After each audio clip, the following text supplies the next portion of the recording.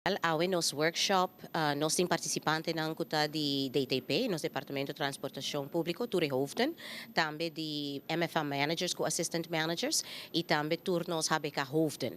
Anto emotivo ko nos sabing junto awe, tapanang porhanya leasing, door di nos Departamento de Recursos Humano, riba e tema di LMA. Ito hopi importante pa nos managers nos Hoofden ng sa kikuta ng rechten, pero tambe kikuta plichten. Hopi biyaha nos ta creong expectativa, pero nos no talaga nos medewerkers sa kiko expectativa ta. E motivo awe ta pa nos ta sigur kung ora nang sali afo ng kumisa sirbi nos burgers, nos país aruba kunang porsa turcos kuta importante pa nang porbrinda serviço excelente de 5 estrelas. Nossa kumisa ku duna workshops na grupo de managers aqui foi Januari kaba, maneira pueblo sa hopi de nos ministers nang, anto especialmente nos ministro presidente, decidi ku aya ki focus sabay ta hopi arriba governo kuta duna serviço excelente de 5 estrelas.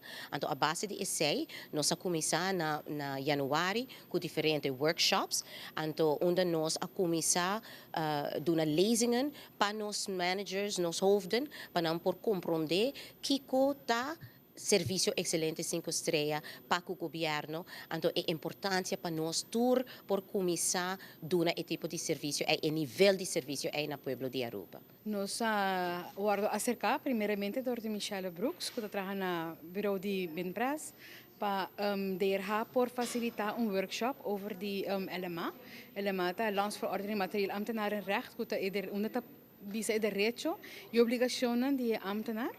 Então, nós sinto com comissão na mesa para por preparar o workshop aqui para nós por conta na AWE e pessoa não de que denan com Kiko ela mata inserar. E material turco sa wardo crea a base de necessidade de departamento. So teco awo nós está focusing mais arriba ng mes como persona, dus nós focus sa personal development, nós facilita kaba serviço excelente de 5 estrelas pa nang tour, pa sobra bono po bisong ine kubuting expectativa din nang si bono laga nang sa kiko expectativa ta.